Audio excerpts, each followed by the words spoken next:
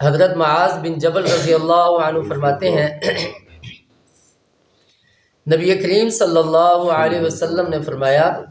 یقیناً شیطان انسان کا بھیڑیا ہے جیسے کہ بکری کا بھیڑیا ہوتا ہے کہ وہ پکڑ لیتا ہے شازہ کو، قاسیہ کو اور ناحیہ کو،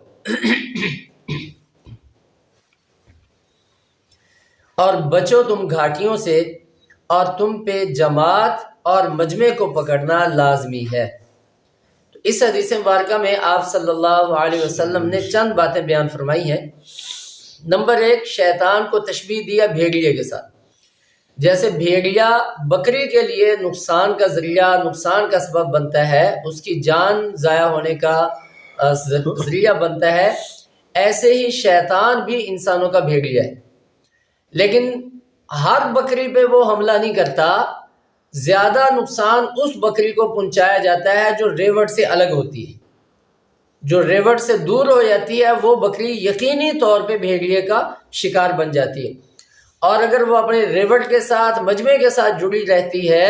تو اس کے شکار ہونے کے چانس کم ہوتے ہیں۔ تو اب جو بھی ریوڑ سے دور ہوگی اس کی 3 وجوہات ہو سکتی ہیں جو نبی کریم صلی اللہ علیہ وسلم نے بیان فرمائی ہے۔ نمبر 1 کہ یا تو بکری ریوڑ سے جدا ہوتی ہے کہ وہ نئی مجمع میں آئی ہے، غیر مانوس ہے، مجمع کے ساتھ اپنی بکریوں کے ساتھ وہ مانوس نہیں ہے، نئی بکری لائی جائے تو وہ پہلے دن 1-2 دن تو بولتی رہتی ہے یا ریوڑ سے الگ تھلگ ہو کے بھاگتی رہتی ہے، تو ایسی بکری جو نامانوس ہو اپنے ریوڑ کے ساتھ وہ بھیڑیے کا جلدی شکار بنتی ہے۔ تو مطلب یہ ہے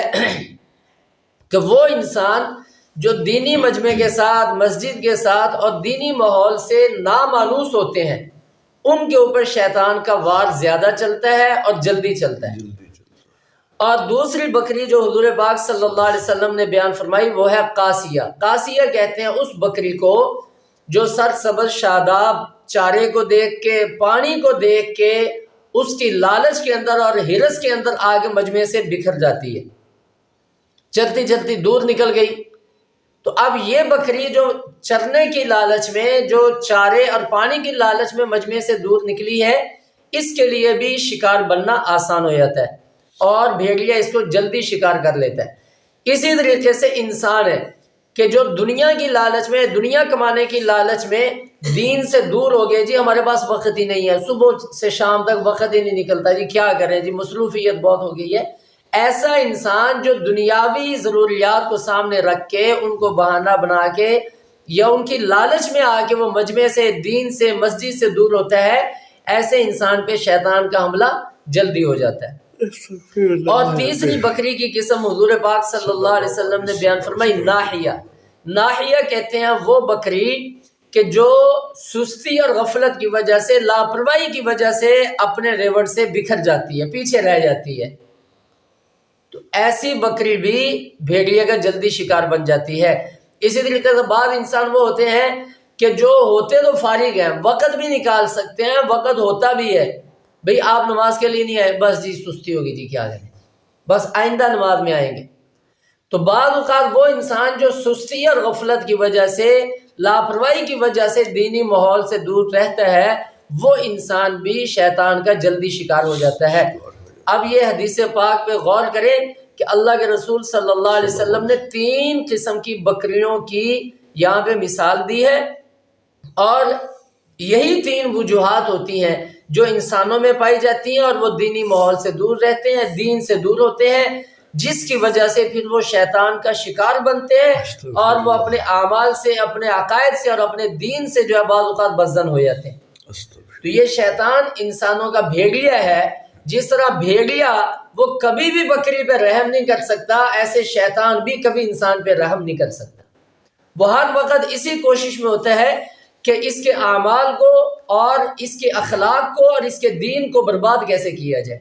تو یہ نبی کریم علیہ السلام نے بہت بہترین مثال دی ہے، اور آگے حضور پاک صلی اللہ علیہ وسلم شیطان کے حملے سے بچنے کا طریقہ بیان فرما رہے ہیں۔ یہ تو تشبیہ دی تھی، شیطان سے بچنے کا طریقہ کیا ہے؟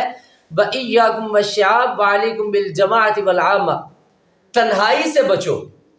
رہبانیت سے بچو، جماعت اور مجمع کے ساتھ جڑے رہو. جماعت اور مجمع کے ساتھ جڑے رہیں گے تو شیطان کے حملے سے بچتے رہیں گے. اس لیے اسلام کے اندر رہبانیت جائز نہیں ہے. پہلے مذاہب میں رہبانیت تھی. رہبانیت کسے کہتے ہیں؟ کہ دنیا سے بالکل الگ تھلگ ہو جانا، مجمع سے الگ تھلگ ہو جانا، بیوی بچوں سے جدا ہو جانا، اور دینی ماحول سے، دنیاوی ماحول سے الگ نکل کے غاروں میں چلا جانا، اکیلے تنہائی میں بیٹھ کے عبادت کرنا. اسلام میں یہ جائز نہیں ہے.